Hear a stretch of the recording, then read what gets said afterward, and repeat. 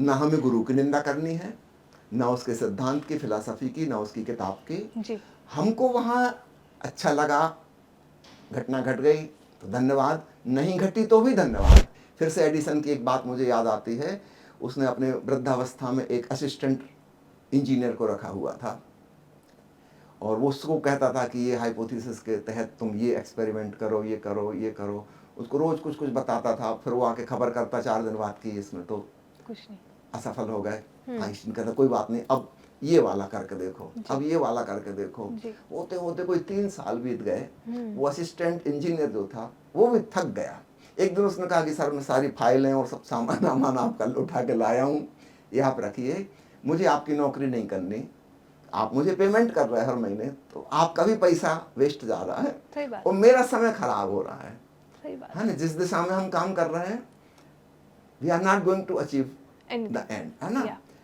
Einstein ने उसका कंधा पकड़ा जोर से, इसको हिला के कहा कि बूढ़ा मैं हूं कि तू, ये बात मैं कहूं तो समझ में आता है, तू जवान आदमी है, कैसी बूढ़ों जैसी बात करता है। उसने कहा हम करीब करीब 700 एक्सपेरिमेंट कर चुके हैं। आइंस्टीन का जरा सोच, मान लो एक्सपेरिमेंट करने की जो चांसेस हैं, प्रोबेबिलिटी कुल 1000 हैं। मान लो 1000 ढंग से हम कर सकते थे, तो 700 का तो हमें पता चल गया कि बेकार है। अब तो 300 बची। We are coming close to success every day. ये देखने का एक ढंग है। 700 बार हम विफल हो गए, तो ये नेगेटिव एटीट्यूड है ना। एडिसन का एटीट्यूड बहुत पॉजिटिव है। वो कह रहा है कि we are coming close to the truth. अब तो बस 300 ही एक्सपेरिमेंट और करना है, इसी में से कोई ना कोई काम आ जाएगा। सही बात है ना। और वैसे ही हुआ, अगले 1 महीने के बाद ही किसी चीज में सफलता मिल गई, वो जो चाह रहे थे वो हो गया जी। तो हमें इस ढंग से चलना होगा, खूब पॉजिटिव एटीट्यूड लेके।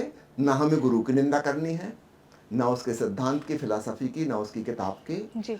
हमको वहाँ अच्छा लगा, घटना घट गई तो धन्यवाद, नहीं घटी तो भी धन्यवाद। हमको कम से कम इतना समझ में आ गया कि ये वाली टेक्निक हमारे काम की नहीं है, नहीं, ये जूता मुझे फिट नहीं होता। बिल्कुल। ओशो की एक किताब का टाइटल है व्हेन द शू फिट्स। अजीब सा है title, when the shoe fits, है ना। लेकिन जब वो फिट होता है तो आपको पता चलता है yes this is for me, है ना।